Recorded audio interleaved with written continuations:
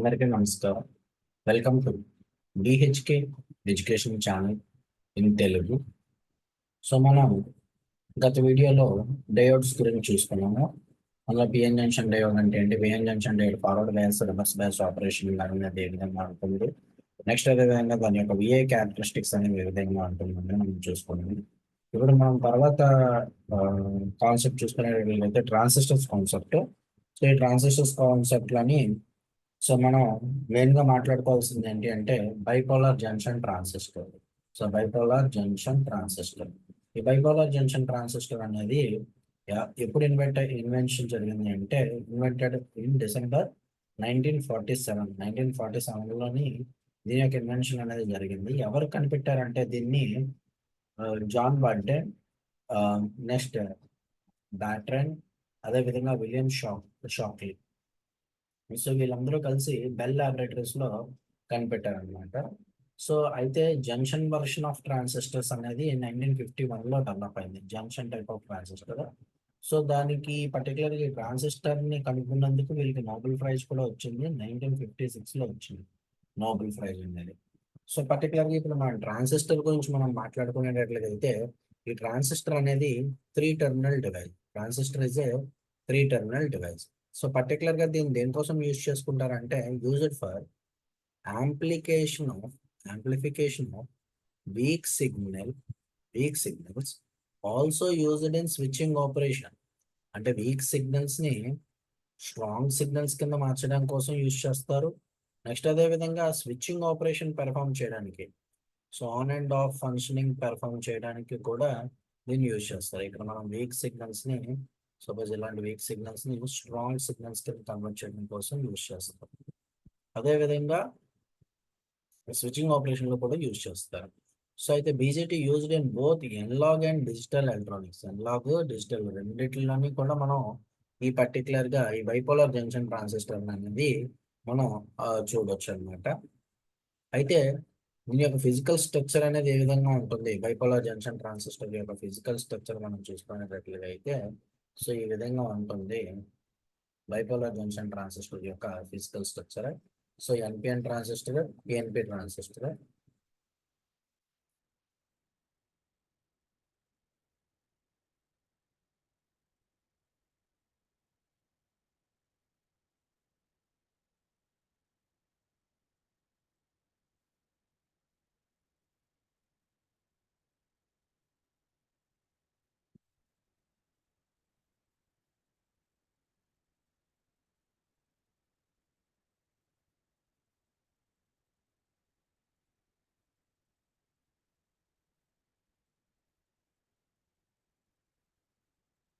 NPN transistor, PNP transistor, దీని యొక్క physical structure.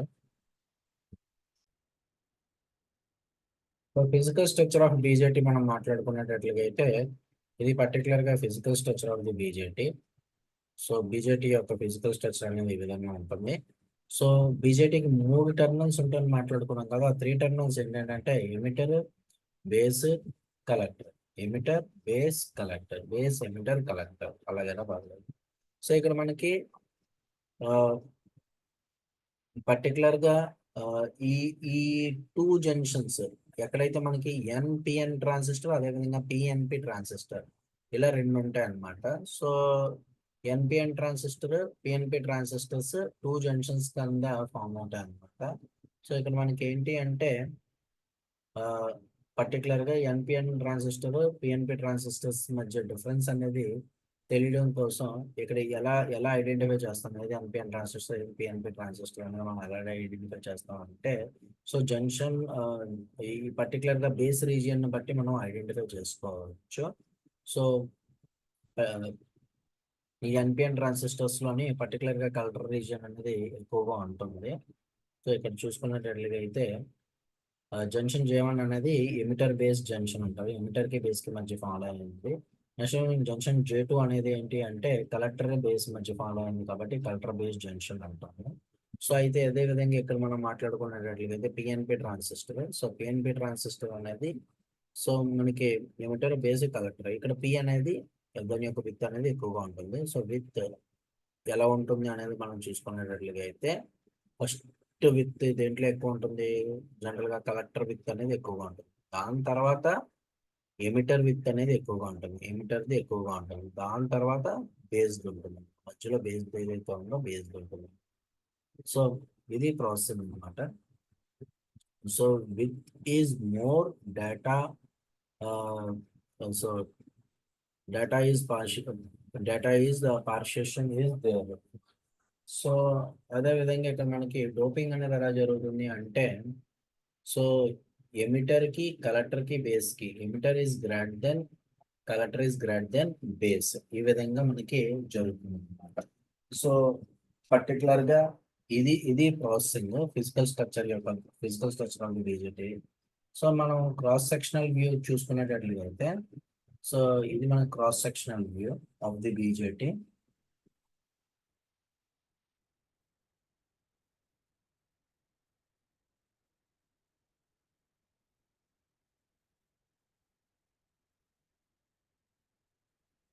The cross sectional view of the BJT. So NPN. So ఇదేంటి, first emitter, తర్వాత base, తర్వాత collector. అంటే ఎన్ reason first collector reason మీద ఎక్కువగా ఉంటుంది, తర్వాత బేస్ రీజన్, తర్వాత ఎమిటర్ రీజన్, NPN.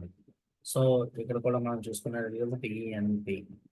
సో ఈ విధంగా క్రాస్ వ్యూ అనేది ఈ విధంగా ఉంటుంది అనమాట. సింబల్ ఆఫ్ ది ట్రాన్సిస్టర్ అనేది ఇది చాలా చాలా ఇంపార్టెంట్. సింబల్ని బట్టి మనం ఫైనల్గా ఎలా డ్రా చేయాలనేది తెలుస్తుంది.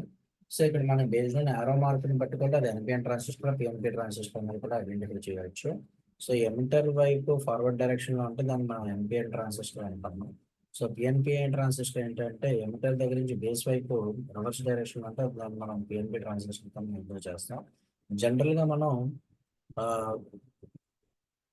యూటిలైజ్ చేసుకునే ట్రాన్సిస్టర్స్ అనేవి మనకి ఈ ఈ type of transistor NPN transistors నే మనం యూజ్ చేసుకుంటాం అన్నమాట. సో PNP ట్రాన్సిస్టర్ తో కంపేర్ చేసుకున్నట్లయితే, సో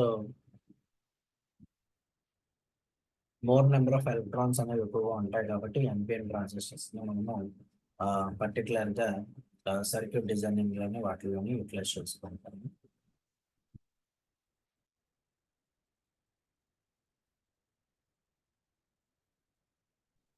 ఇక్కడ మనం చూసుకున్నట్లయితే 2 PN junction diodes are connected back to back. 2 PN junction డయోడ్లు బ్యాక్ టు బ్యాక్ కనెక్ట్ చేస్తే మనకి generally NPN transistor used because of mobility of electrons are more than mobility of holes. Holes కంటే electrons అనేవి ఎక్కువగా ఉండడం వల్ల మనం NPN transistor అనేది యూజ్ చేస్తామని చెప్తున్నాం అనమాట. So meaning of bipolar junction transistors. So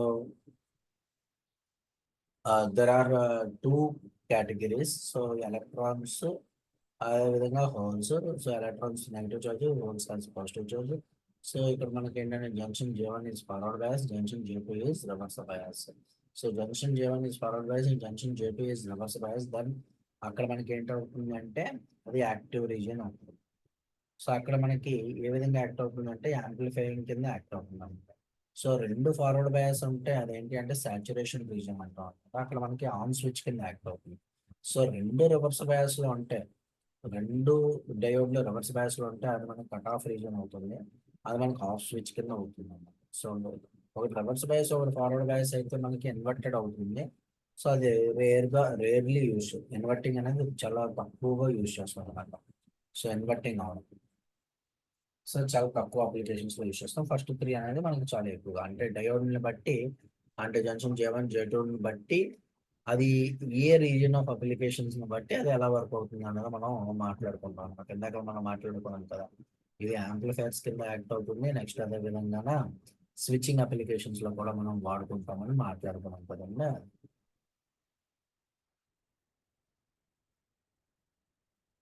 so working of the transistor. So working of the transistors అనేది మనకి ఏ విధంగా ఎలా వర్క్ అవుతుంది అని చూసుకుంటే, సో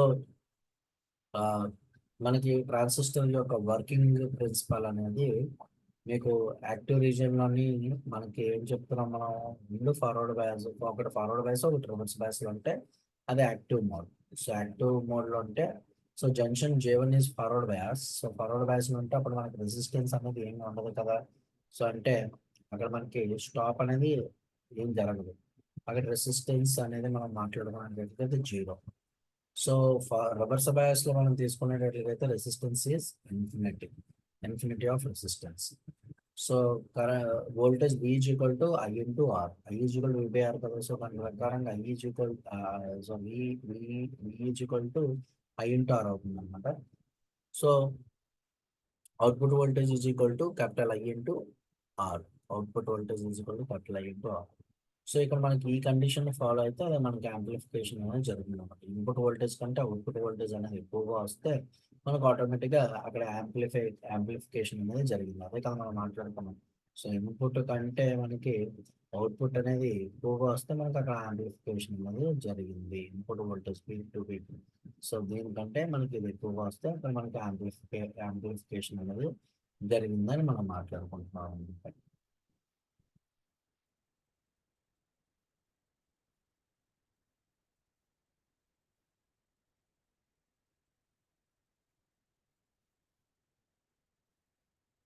సో జనరల్లీ మనం ఏం చేసుకుంటాం, ఎన్పిఎన్ ట్రాన్సిస్టర్స్ని మనం కన్సిడర్ చేసుకుంటాం.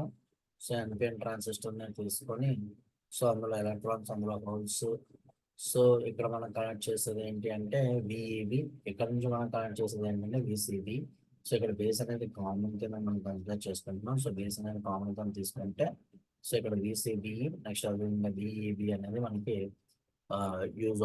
యూజ్ చేస్తాం అనమాట.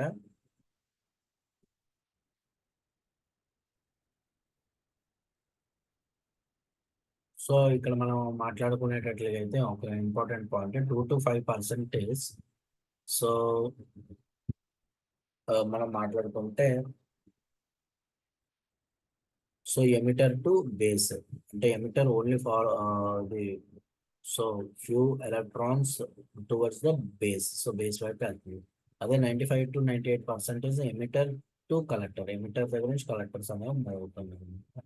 సో మనకి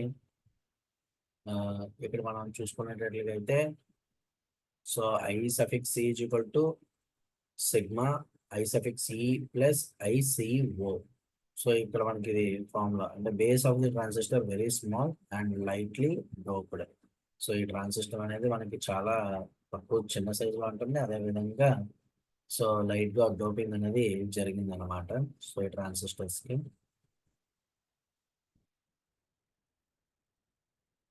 సో యాజ్ పర్ కేసీఎల్ ప్రకారంగా మనం ఈ విధంగా రాసుకుంటున్నాము. So I is equal to IB plus IC. I is equal to IB plus IT. So ఇక్కడ నుంచి మనకి స్టార్ట్ అవుతుంది అసలైన important concept, common base configuration. So common base configuration of the transistor అంటే ఏంటి ఇక్కడ? సో ట్రాన్సిస్టర్ అనేది 3 terminal device. ఆ డివైజెస్ టెర్మినల్స్ ఏంటి అంటే emitter, base, collector. So because of the 3 configurations, common base, so common emitter, common collector అనేది మనకి 3 different kind of configurations అనేవి డెవలప్ చేశారనమాట. So it is mostly used because of various advantage. చాలా ఎక్కువ advantages ఉండడం వల్ల ఈ ట్రాన్సిస్టర్స్ అనేవి చాలా ఎక్కువ యూజ్ అనేది జరుగుతుందని చెప్తున్నాను అనమాట.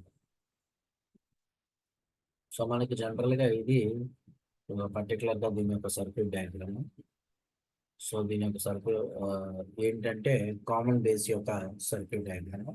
సో కామన్ బేస్ యొక్క సర్క్యూట్ డయాగ్రామ్ మీరు అబ్జర్వ్ చేసుకున్నట్లయితే సో ఇన్పుట్ అండ్ అవుట్పుట్ దగ్గర మనం వోల్టేజెస్ అనేవి కన్సిడర్ చేసుకుంటాము. సో ఇది ఇన్పుట్ అవుట్పుట్ వోల్టేజెస్. సో ఇక్కడ మనకి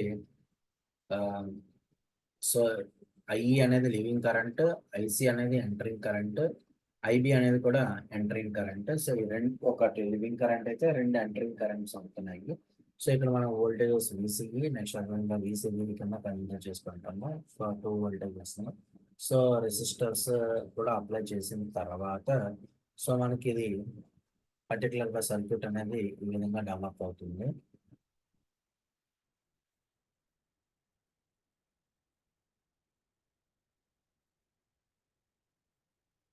సో ఇప్పుడు మనం we can not write VBE as a VEB. So because B is higher potential as well as E as lower potential. So sum of VBC is not written in VCB. So అది ఒకసారి మనం జాగ్రత్తగా చూసుకోవాలి.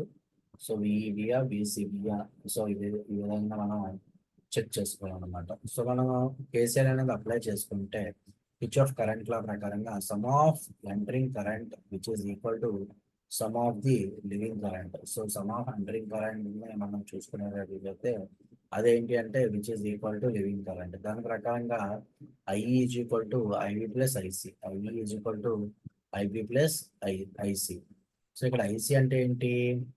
So దీని నుంచి ఇది minus అవుతుంది కదా. So IC is equal to IE minus IC, IE minus IC అన్నమాట. సో ఈ విధంగా అవుతుంది. సో ఇక్కడ మనకి ఏంటంటే ఇది పర్టికులర్గా active mode. So active mode అవుతుంది. సో ఇక్కడ ఏంటి అంటే reverse saturation current. So reverse saturation current అనేది మనం అప్లై చేస్తున్నాం. సో రివర్స్ సాచురేషన్ కరెంట్ అనేది చూసేస్తే సో ఇక్కడ మనకి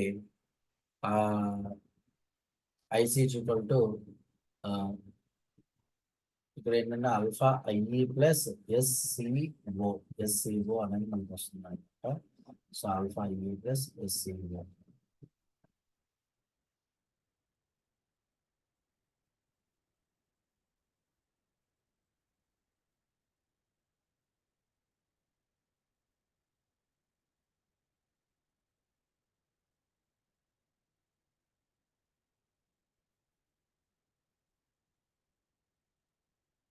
So I is equal to IV plus IC. So IC is equal to lambda E plus ICO.